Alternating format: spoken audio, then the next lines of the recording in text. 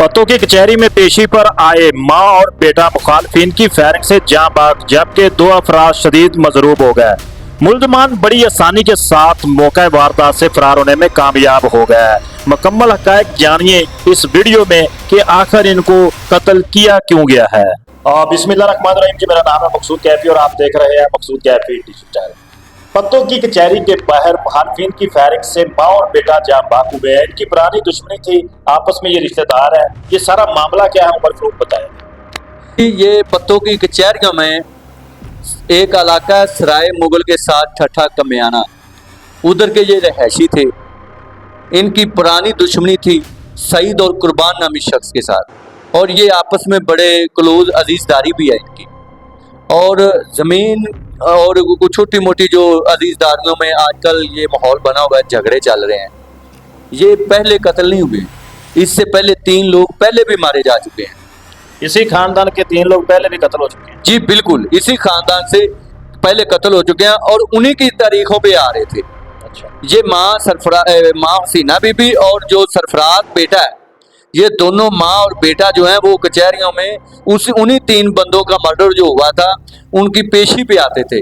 इनके खिलाफ भी मुकदमा था, उनके खिलाफ भी मुकदमा था, पहले भी इनके आपस में मुकदमात चल रहे हैं।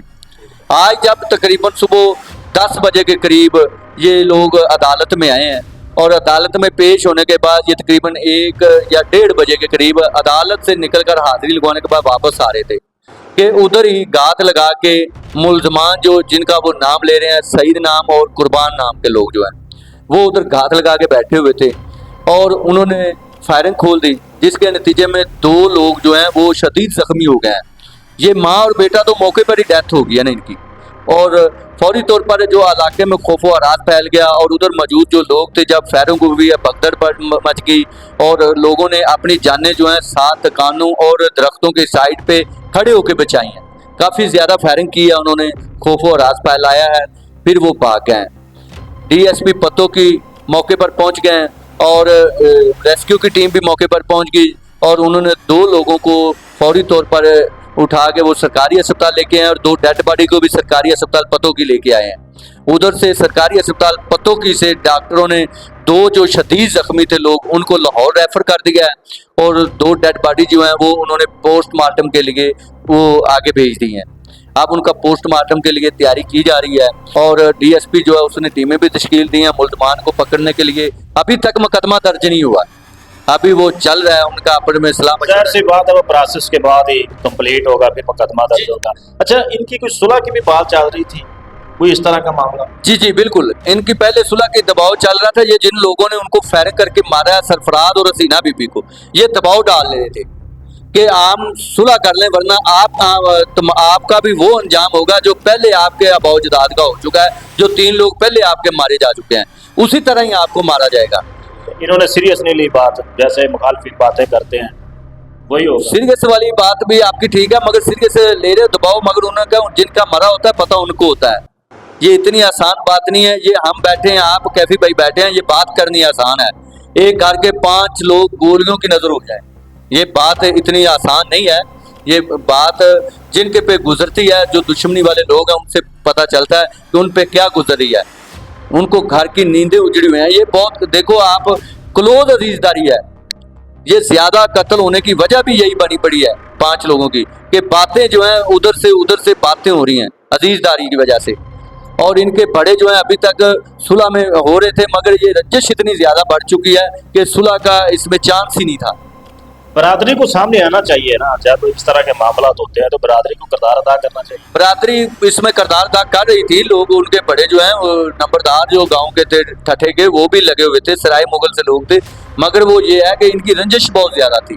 आप देखो, जिनके 3 बंदे पहले मर्डर हो चुके हैं, वो इतनी जल्दी सुलह तो नहीं कर सकते थे।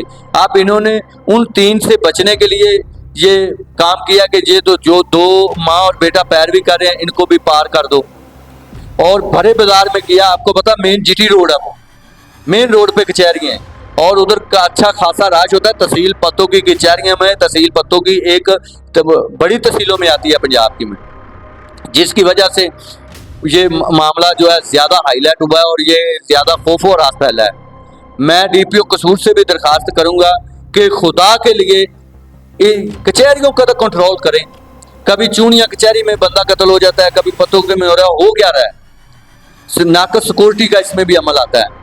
हमारी पुलिस जो उधर बैठी होगी, आपने नोट किया गया कचहरी में, वो सिर्फ अपनी ड्यूटी अंजाम देते हैं, वो ये जिम्मेदारी नहीं लेते कि कोई बंदा चेक नहीं करते, चेकिंग भी नहीं करते और बड़े इजीली बैठे होते हैं। आप भी कचहरियां जाते हैं, हम भी जाते हैं।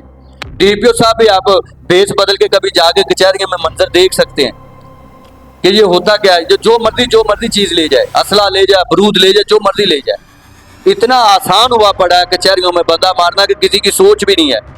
इतनी आसानी से बंदे को कचहरियों में कत्ल करते हैं, हालांकि अदालत में तो इंसाफ लेने जाते हैं। कचहरियों में बंदा अपने आप को सेफ महसूस करता है, अपने आप को महसूस करता है कि मुझे इधर किसी चीज का खतरा नहीं है, जबकि सबसे ज्यादा खतरा इस वक्त पंजाब की कचहरियों में हुआ पड़ा है।